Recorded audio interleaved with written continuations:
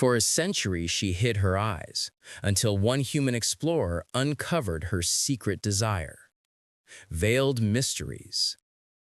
The crystalline seas of Thalassa shimmered under the light of twin moons, casting prismatic reflections across the shoreline where Nara Vex stood motionless. Her purple skin absorbed the moonlight, making her appear almost luminous against the night sky. For 100 cycles, she had walked this shore alone, her true nature concealed behind specially crafted lenses that dimmed the otherworldly glow of her eyes. Legend among the scattered settlements of Thalassa spoke of the solitary purple woman who lived in the abandoned lighthouse at the edge of the Crystal Bay. Few dared approach her sanctuary, deterred by stories that her gaze could peer into one's soul or drive a person to madness. These were exaggerations, of course, but exaggerations that had served Nara well. She adjusted the thin scarf that partially covered her face and turned back toward her lighthouse home when she noticed an unfamiliar light cutting across the night sky. A ship. Not one of the primitive vessels used by local traders, but something sleek and advanced, something from beyond Thalassa. Visitors, she whispered to herself, her voice carrying the faint melodic resonance common to her species. After all this time. By morning, news had reached even her isolated home. A human expedition had arrived, led by a renowned archaeologist seeking the fabled crystal archives. Nara pulled her hood lower as she made her way to the settlement's market. She needed information, not rumors. The market buzzed with excitement. Humans rarely ventured to Thalassa. The planet offered little economic value, and its unpredictable crystal storms made exploration dangerous. Only scholars and the desperate came here. They say he's charted half the Outer Rim's systems, a merchant told his customer as Nara passed. Alian Reed, the archaeologist who found the lost codex of Artemis. Nara paused, her interest piqued. The codex had been missing for centuries, believed destroyed during the galactic schism. If this human had found it, perhaps he wasn't just another treasure hunter. She was so lost in thought that she didn't notice the man until they collided. Her hood slipped, revealing her face for a brief moment before she hastily pulled it back into place. "My apologies," said a voice with an accent she hadn't heard in decades. "I wasn't looking where I was going." Nara looked up to find herself facing a human man with weathered features and curious eyes. His clothing was practical, but carried subtle insignias of academic achievement. "You're not from Thalassa," she stated flatly, taking a step back. The man smiled, extending his hand in the human custom of greeting. "Alian Reed. And you must be the mysterious lighthouse keeper I've been hearing about." Nara ignored his outstretched hand. "What brings an archaeologist of your reputation to our insignificant world?" Alian's smile didn't fade. "The crystal archives. I believe they contain knowledge about the ancient harmonics, technology that could revolutionize interstellar communication." "The archives are a myth," Nara said too quickly. "Strange," Alian replied, studying her with newfound interest. "Most locals believe they exist, but are unreachable. You seem certain they're fictional, almost as if you're protecting something." Nara turned to leave, but Alian gently caught her arm. The touch, the first physical contact she'd experienced in years, sent an unexpected warmth through her body. "I need a guide," he said. "Someone who knows the crystal formations and storm patterns. The locals say no one knows this planet better than you do." "Find someone else," Nara pulled away. "I've tried. They're all afraid of the Western territories. But that's exactly where my research indicates the archives are hidden." Nara hesitated. The Western territories are indeed dangerous, but not for the reasons the locals believe. The true danger lies in what was hidden there, what she had helped conceal a century ago. "Your pursuit is foolish, human. The archives were never meant to be found." Alian stepped closer, his voice dropping to a whisper. "You speak as if you know they exist, as if you've seen them." Their eyes met, and for a brief moment Nara's lenses shifted, revealing a flash of the luminescent glow beneath. Alian's breath caught, but instead of fear, His expression showed wonder. "What are you?" he asked softly. The market around them seemed to fade away. For a century, Nara had maintained her solitude, her secrets. Now, with a single question from this persistent human, she stood at a crossroads. "Someone," Nara finally answered, "who has walked this world longer than you can imagine, and if you truly seek the archives, you may need my help to survive what guards them." As the twin suns began to set, casting long shadows across the crystalline landscape, Nara made a decision that would forever alter the path she had carefully maintained for 100 years.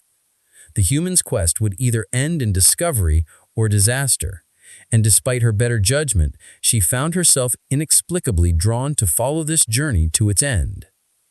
Discovery and disaster. And despite her better judgment, she found herself inexplicably drawn to follow this journey to its end. Discovery and disaster. And despite her better judgment, she found herself inexplicably drawn to follow this journey to its end. And despite her better judgment, she found herself inexplicably drawn to follow this journey to its end. And despite her better judgment, she found herself inexplicably drawn to follow this journey to its end. Discovery and disaster. And despite her better judgment, she found herself inexplicably drawn to follow this journey to its end. Fractured barriers. Dawn broke over the crystalline formations of Thalassa's western territories, painting the landscape in prismatic hues. Nara led Alian along a narrow path that wound between towering crystal spires, her steps confident despite the treacherous terrain. 3 days had passed since she reluctantly agreed to guide him, and with each passing hour she felt the careful walls she had built around herself beginning to crack. "The formations change after each storm," she explained, pausing to examine a cluster of amethyst-colored crystals. "What was solid ground yesterday might become a chasm today. This is why locals avoid this region." Alian accorded her words in his datapad, his eyes frequently drifting from the device to study her purple features. "Yet you navigate it with ease," he said, "almost as if you can sense the changes." Nara adjusted her protective lenses, ensuring they concealed the glow of her eyes. "Experience," she said curtly, though it wasn't entirely a lie. 100 years provided ample time to learn a landscape. "There's more to it than that," Alian persisted, stepping closer. "The way you interact with this environment, it's almost symbiotic." A crystal storm was brewing on the horizon, its electric blue clouds gathering strength. Nara could feel it in her skin, a tingling sensation that humans couldn't perceive. "We need shelter," she announced, changing the subject. "There's a cavern system ahead that should protect us." The cavern entrance was nearly invisible, a slim fissure between two massive crystal columns. Inside, the space opened into a chamber illuminated by bioluminescent fungi that clung to the walls, casting a soft blue glow throughout the space. Alian whistled in appreciation. "Beautiful. Is this where you've been hiding all your secrets?" His tone was light, but his eyes were shrewd. "Everyone on Thalassa has secrets," Nara countered, removing her outer cloak but keeping her scarf in place. "Even visiting archaeologists." A smile played at the corners of Alian's mouth. "Fair enough. I'll show you mine if you show me yours." Despite herself, Nara felt a warmth spread across her purple cheeks.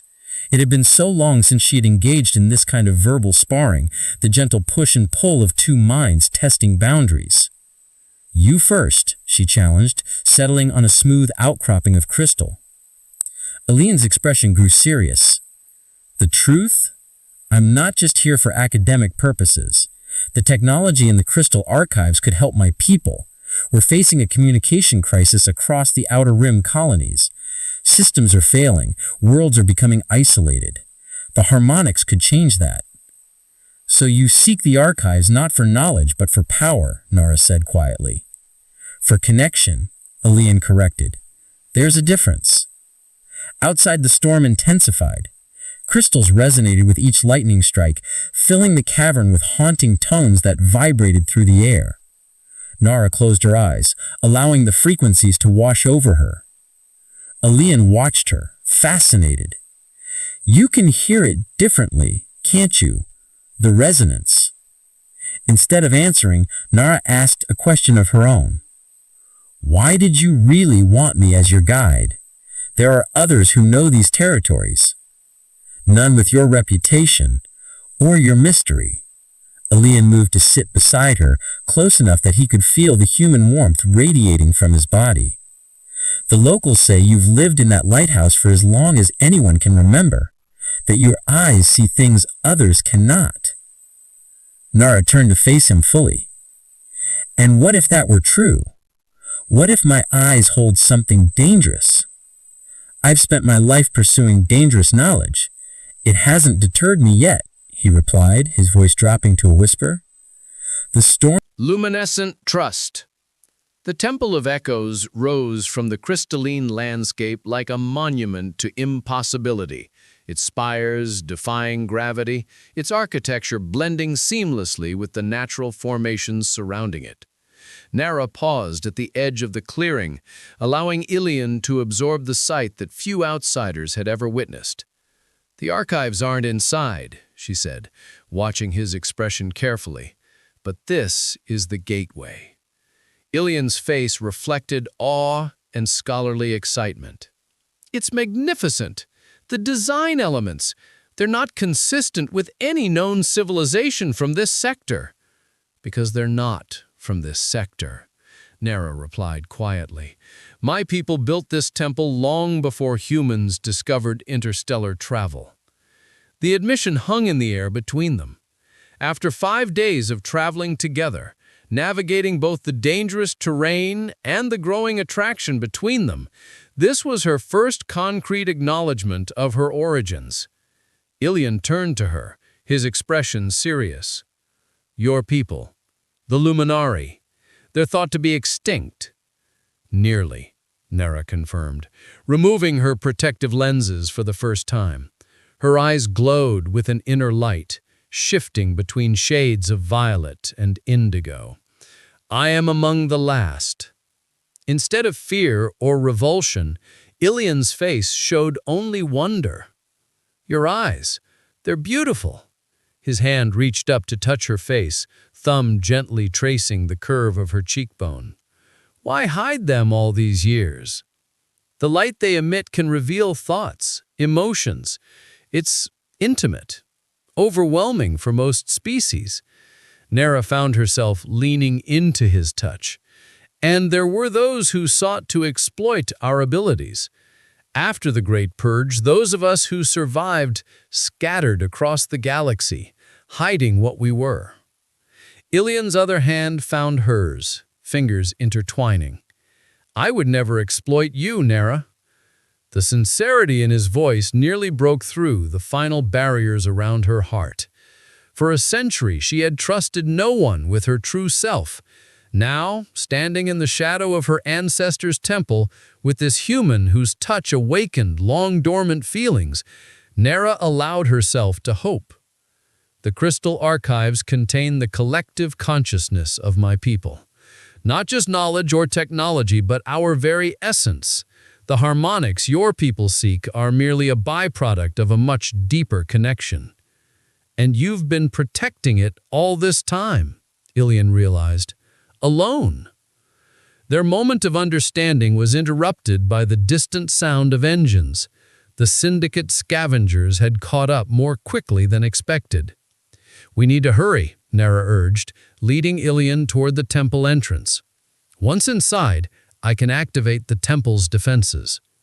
The interior of the temple was even more breathtaking than its exterior, walls of living crystal that pulsed with gentle light, responding to Nara's presence.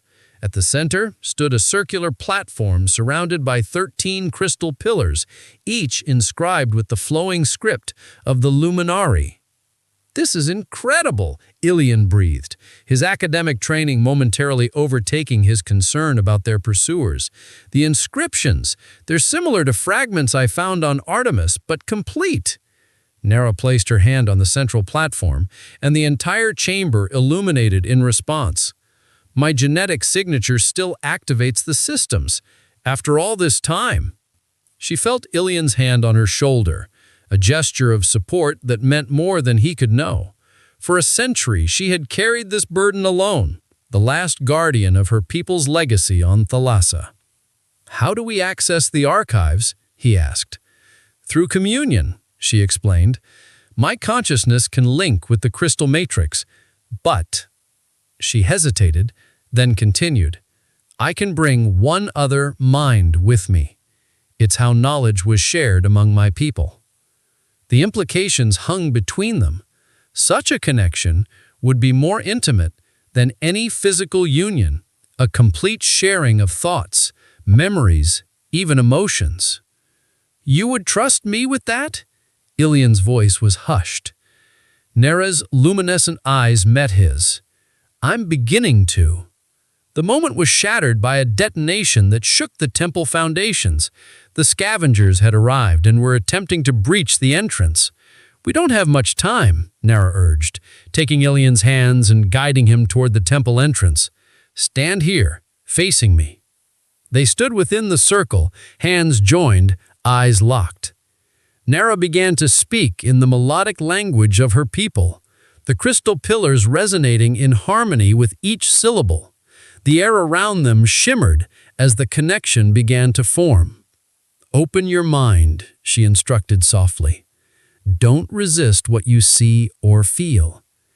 As their consciousnesses began to merge through the crystal matrix, Nera felt Ilian's wonder, his curiosity, his growing affection for her.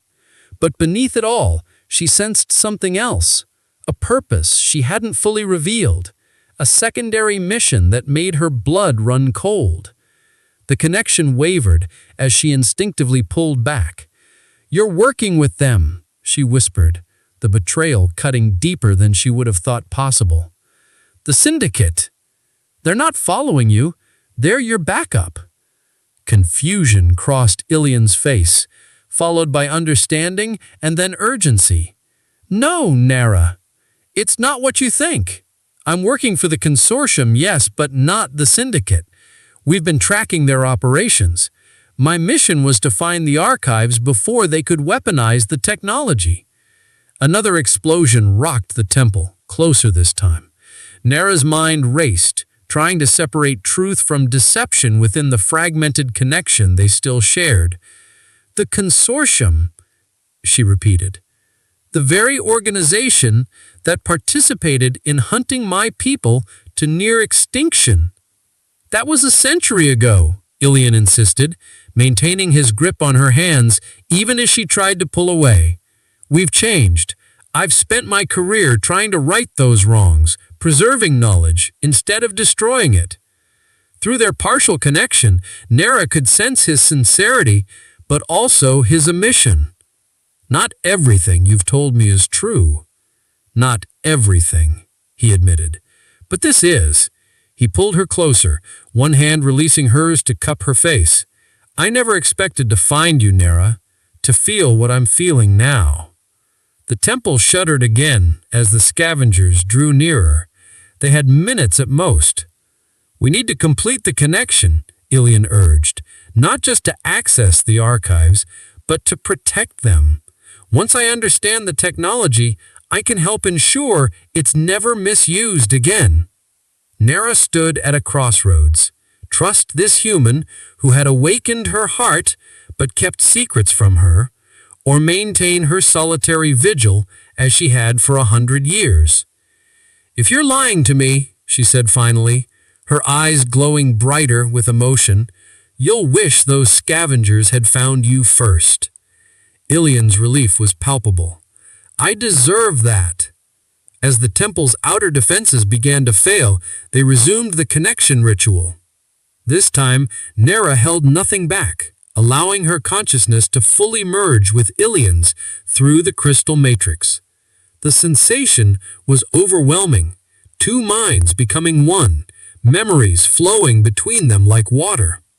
She saw his childhood on Earth, his years of study, his genuine passion for preserving lost knowledge. She experienced her centuries of life, the pain of witnessing her people's decimation, her lonely vigil on Thalassa. And as their minds entwined within the crystal archives, a new understanding blossomed between them, one that transcended words, transcended physical touch. Whatever came next, they would face it together.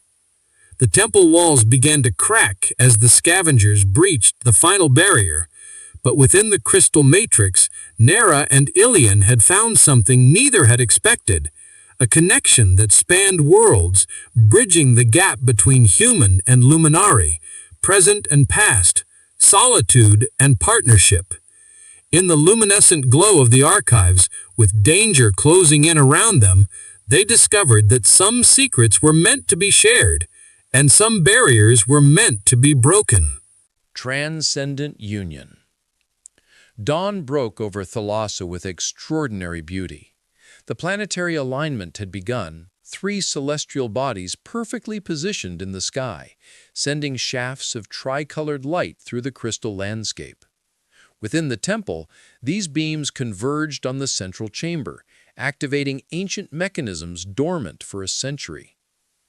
Nara and Elian stood at the edge of the sanctuary bridge, preparing to return to the temple proper.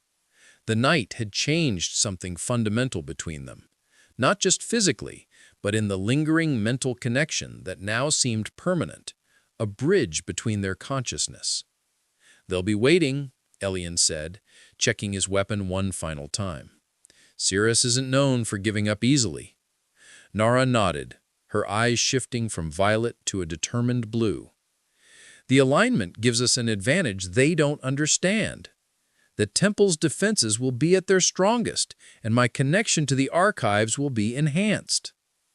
"What exactly happens during the alignment?" Elian asked, taking her hand as they crossed the materializing bridge. "A renewal," she explained.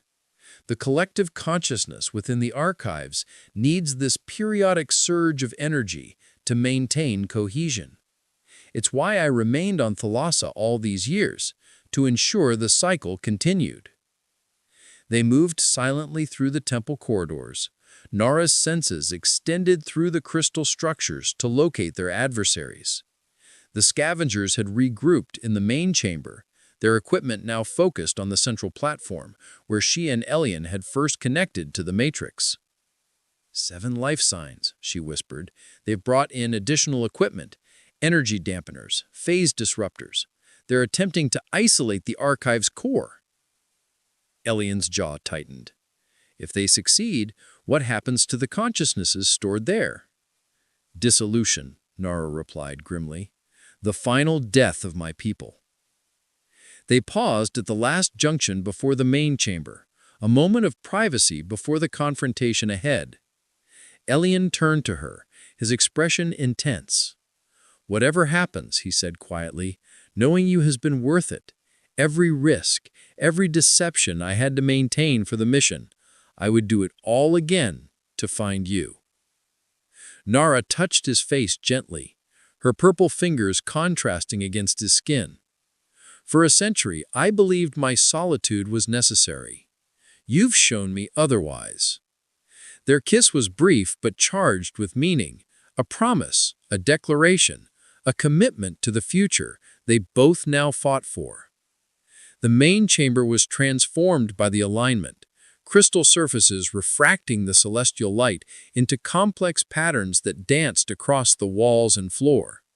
Cirrus and her team had established a perimeter around the central platform, their equipment humming with ominous energy.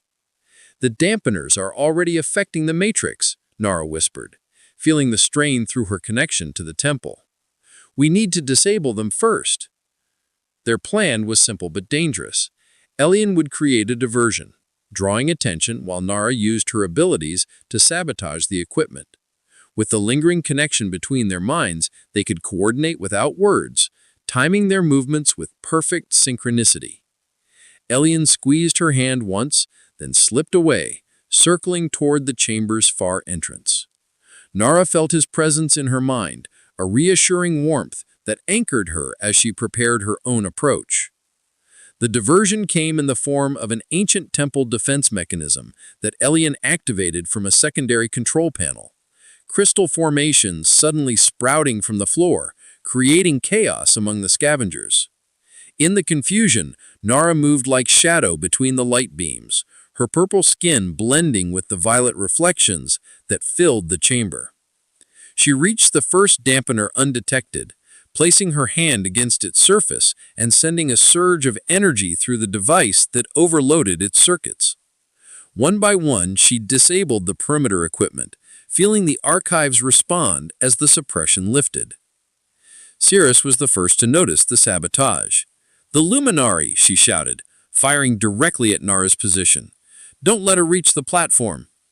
The ensuing battle transformed the sacred chamber into a chaotic battlefield. Crystal shards flew as energy weapons discharged, ancient defenses activated against the intruders, and at the center of it all, Nara and Elian fought to reach each other and the platform. A scavenger blocked Nara's path, weapon raised. Before he could fire, Elian appeared behind him, disabling the man with practiced efficiency. Their eyes met across the chamber, a moment of connection in the midst of chaos. "The platform," Nara called out. "We need to complete the renewal cycle." They converged at the center, hands clasping as they had days before. The alignment reached its peak, 3 celestial bodies perfectly positioned in the sky above, their combined light focusing through the temple's crystal structure to illuminate the platform in blinding radiance.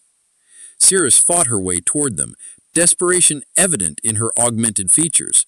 "Stop them! The energy signature is peaking!" But it was too late. Nara and Elian had initiated the connection, their minds merging once again with the crystal matrix. This time, however, something was different. The archives responded not just to Nara's Luminari heritage, but to the unique bond between them, a bridge between species that had never existed before. Through their joined consciousness, Nara understood what was happening. "The archives are adapting," she communicated directly to Elian's mind. "They recognize our bond as something new." Within the matrix, the collected consciousness of the Luminari race stirred with renewed vigor. Nara felt their approval, their curiosity about this unprecedented connection with a human. More importantly, she sensed a possibility that had never occurred to her during her long vigil. The knowledge can be shared, she realized, not extracted or stolen as the syndicate intended, but properly shared through bonds like ours. Elian's consciousness embraced this revelation, his scientific mind already considering the implications. A symbiotic exchange, rather than exploitation. This could change everything. Outside their mental communion, the physical battle had reached a turning point. The temple's defenses, fully awakened by the alignment and their connection, had incapacitated most of the scavengers. Only Ceres remained standing, her psionic enhancements allowing her to resist longer than her companions. "You don't understand what you're protecting," she snarled, staggering toward the platform. "The power here could elevate humanity beyond its current limitations." "That was never its purpose," Nara's voice resonated with the authority of the archives behind it. "The knowledge was preserved to be shared when understanding was possible, not to grant power to those who would misuse it." The platform beneath them began to rise, the entire central chamber reconfiguring as the renewal cycle reached completion. Crystal formations spiraled upward, creating a structure that channeled the alignment's energy directly into the archive's matrix. Ceres made one final desperate lunge toward them, energy weapon primed for a lethal discharge. Without conscious thought, Nara extended her hand, a pulse of pure energy emanating from her palm that sent the scavenger leader flying backward, her weapon clattering uselessly across the crystal floor. "It's done," Nara said as the renewal cycle completed. The overwhelming light gradually subsided, leaving the chamber transformed. Where the platform had stood, a new structure had emerged, a crystalline tree with branches that extended toward the temple ceiling, each terminating in a glowing node that pulsed with gentle rhythm. The archives have evolved, she explained to Elian, her eyes wide with wonder. They've taken a new form that can interact more directly with other species. This was always the intention, but they needed the right catalyst. Us, Elian realized. Our connection showed them a new possibility. Nara nodded, her hand finding his as they stood before the crystal tree. For a century, I believed isolation was the only way to protect my people's legacy. I was wrong. In the aftermath, as the consortium's security forces Elian had secretly summoned took custody of Cirrus and her team, Nara and Elian remained in the transformed chamber, discussing the future neither had anticipated. The Luminari weren't meant to die out, she told him, her purple fingers intertwined with his.